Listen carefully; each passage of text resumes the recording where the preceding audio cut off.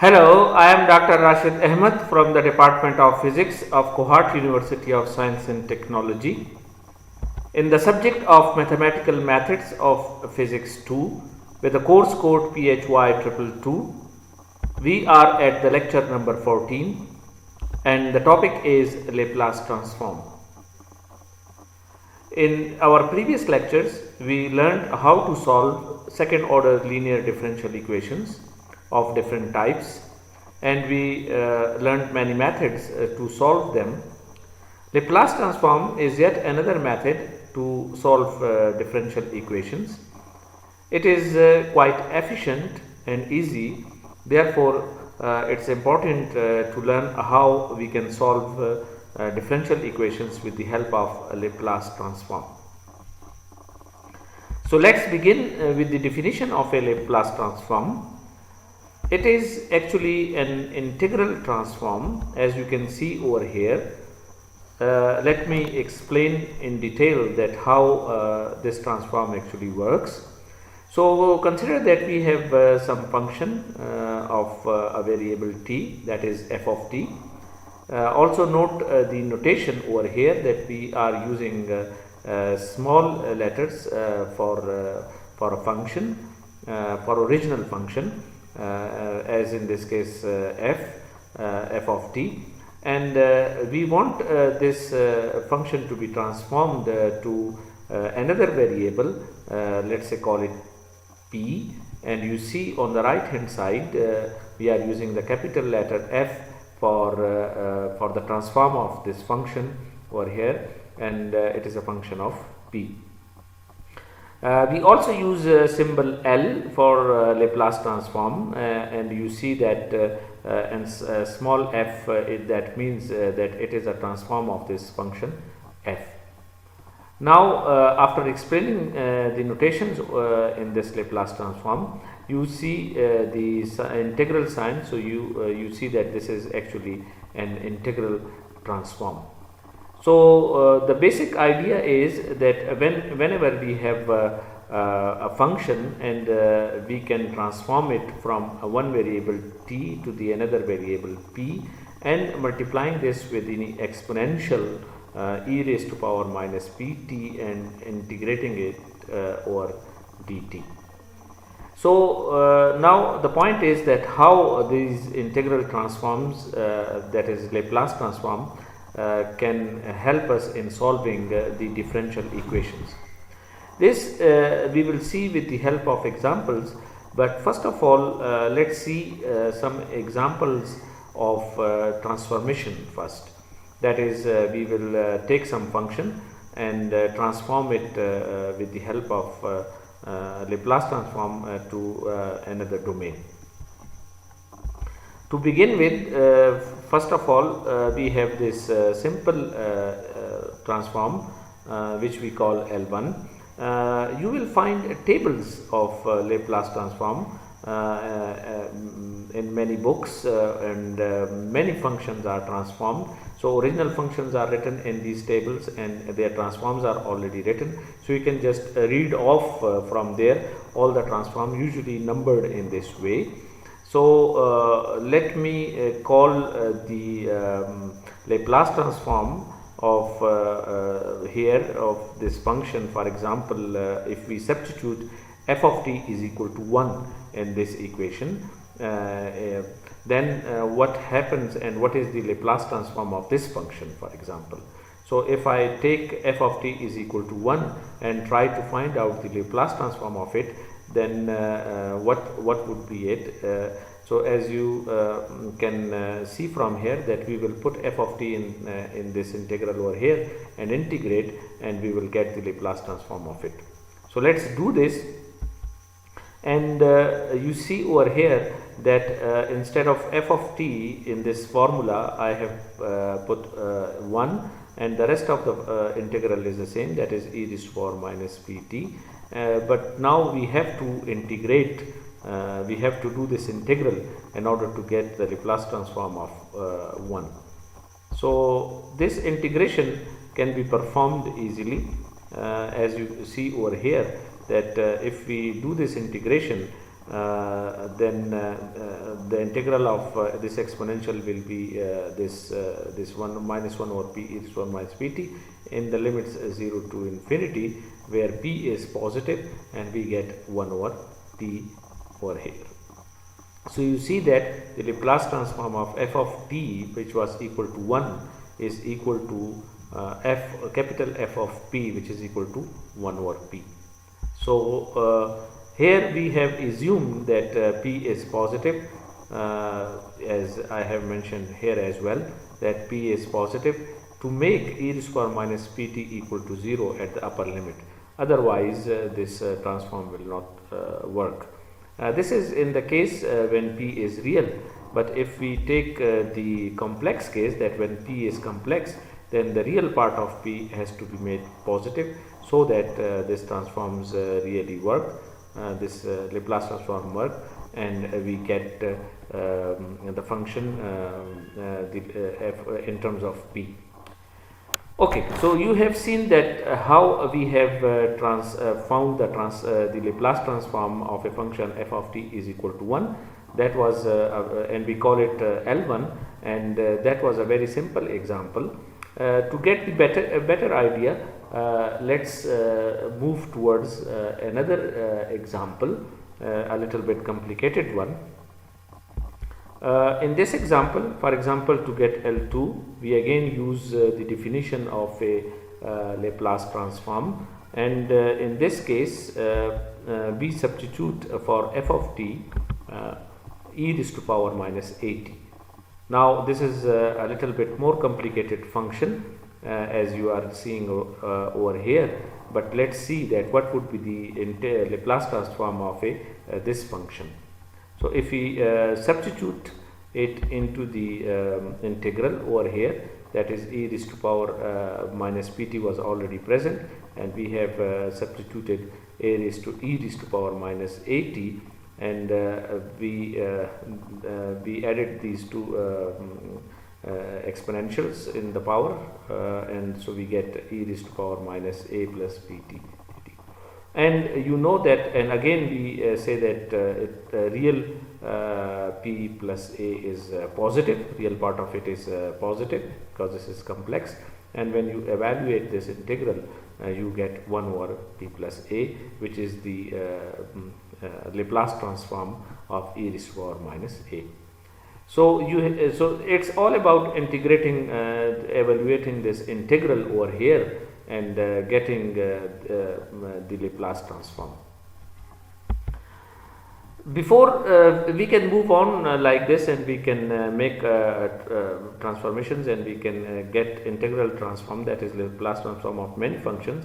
But here I would like to mention two simple properties of Laplace transforms, which will then help us in getting the differential equation solved. The first property is the sum of the Laplace transform is a Laplace transform. So to say, Laplace transform is actually a linear function, which means that if we have two functions f of t and g of t, and we are interested in taking in calculating its Laplace transform, for example over here you see that f of t and g of t, and we want to find out the Laplace transform of this sum of these two functions, then what will happen, that we can separate this, that is we can integrate f of t separately and g of t separately, and get the result, that is Laplace transform of f plus Laplace transform of g. So from this you can see that Laplace transform is actually a linear function, which means that either you add f and g before taking the Laplace transform, and try to find out the Laplace transform of a sum, or you take the Laplace transform of a f and Laplace transform of a g and you add the results. Both will give you the same results. Therefore we say that Laplace transform is a linear transform, or a linear function, or a linear operator. It's a linear operator. So it doesn't matter that whether we add first the two functions f of t and g of t and take their Laplace of their sum, or we first take the Laplace transform of a first function and then a Laplace transform of a second function and then adding the results. Both will give us the same result, and this is the basic definition of linearity, and we see that Laplace transform is really a linear function. So this was the first property which I wanted to explain, that Laplace transform is a linear function. And then we have another property as well, which is that when we multiply c of f of t is actually c of L of f, which means that when f of t multiplied with a certain constant c will give us the Laplace transform same c multiplied with the Laplace transform of that function. So it means that either you multiply c with a function and takes its Laplace transform, still you can take c out of it. This is again a part of linearity, that is function is linear, so it's behaving like this, that you can take out the constant from the Laplace transform. So we can prove this this property as well. For example, look at over here that we want to find out the Laplace transform of c of f of t. So if we put it in this integral c of f of t, since c is constant, so we can take it out of the integral. As you can see over here, we have just plugged it out from the integral, and then the Laplace transform of f of t will be cl of f. So you see that we can in this way write c of f of t as cl of f. So these were the two basic properties of Laplace transforms which we will be using in solving our differential equations. Okay, next we go to a more complicated example where we would like to make another transform of some function. For example, in this case we would like to replace a by minus ia. In the previous example, that is example 2, we have done this Laplace transformation of a function e raised to power a, and you have seen that it was equal to 1 over p plus a. But now we want to see that if instead of a we are using minus iota a or minus ia, then what would be the Laplace transform of this function, that is f of t is equal to e raised to power minus iota a. So in this case f of t would be, as you have seen that e raised to power iota it. We can write this as cos of at plus iota sine of at by using the Euler formula, and when we put it into the Laplace transformation, what we get is 1 over p minus, if you do all these integrals, then we get 1 over p minus iota a, which is equal to p plus iota a and p square plus a square. And again we have assumed that the real of p minus iota a is positive. So this was the Laplace transform of that function. So again you see that Laplace transform of cos of at plus iota sine t is a linear function. So we are now using the definition of linearity, that is L of cos of at plus iota L of sine of at, which is equal to p of p divided by p square plus a square plus iota a by p square plus a square. So independently we are transforming cos of t and sine of t, and replacing a by iota a, so we get the Laplace transform of cos of at equal to e minus pt cos of at, and if you do this integration, what you will get is p by p square plus a square. And so far what we have seen that we have made Laplace transforms of so many functions So you can create the whole table of many simple functions and create their Laplace transforms, and then you can use it into different situations, and you can just read off it from the table, or even you can use computer to find out the Laplace transform of such functions. Okay, next we turn towards the Laplace transform of some derivatives, because you know that we would like to solve linear differential equations with the help of Laplace transforms. So therefore it's also important to know that what would be the Laplace transforms of derivatives. So let's do it for the first derivative and second derivative and calculate the Laplace transforms of them. So first we will calculate the Laplace transform of a first derivative. So by this I mean I would like to calculate L of y prime. Again this, putting y prime into the integral over here. So now we have to integrate y prime t into e raised to power minus pt dt. So we have to calculate this integral. So you see that integrating this is very simple, because we have a derivative and we have an exponential. So you see this first term, you do the integration by parts. You remember that how to do the integration by parts. You take the first function, you take its integral, and then you differentiate the second, and again you take the integral, and you put these limits over here. So then the first term is this one, and the because the upper limit goes away, and you get this p, and this is again just the definition of L of y. If you remember that Laplace transform was y of t is 1, so we can just put this equal to L of y. So if we call this y naught as y naught, y of 0 as a y naught, and p, and call this L of y as a capital P. So this is actually the Laplace transform of a first derivative or linear derivative.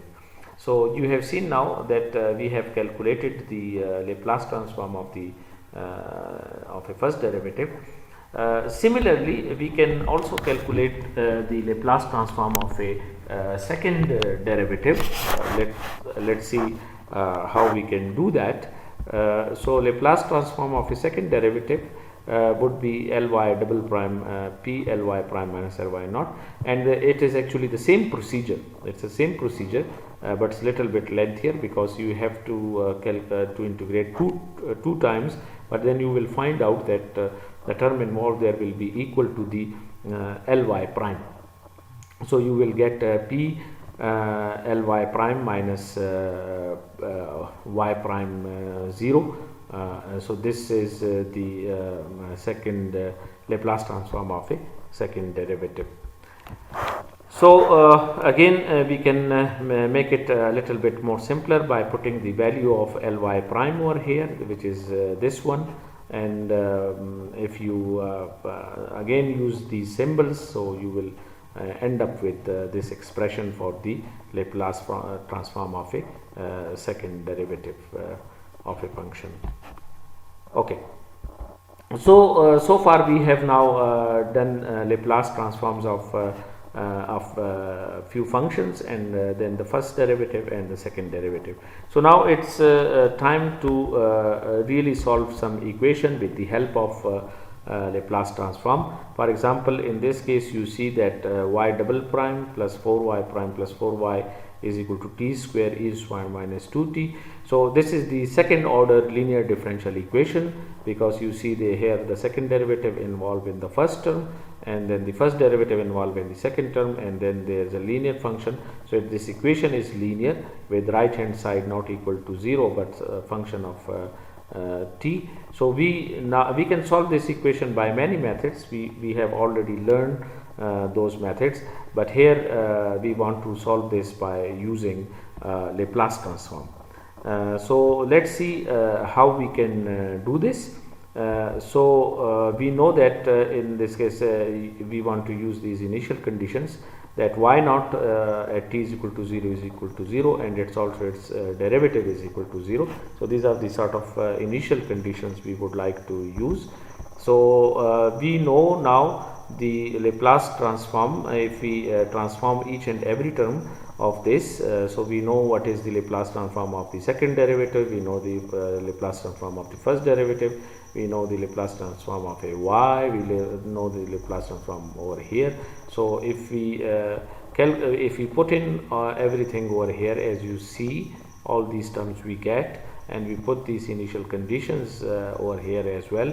So what we get is actually 2 divided by p plus 2 whole cube. So you've seen that taking the Laplace transform of every term, we were able to solve this equation, and when you put in the initial conditions all together, and this term will be equal to 2 by p plus 2 whole cube, or where y is equal to this thing. You can just convince yourself for this, and then our final solution would be this form, by just putting back the values. 2t4e minus 2t divided by 4 factorial, t4e is minus 2t by 12.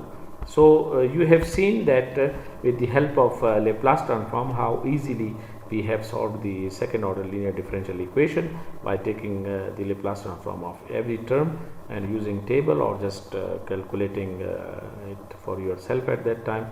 You can easily calculate or solve the differential equation. Let's do another example as well over here. In this case, let's solve this differential equation.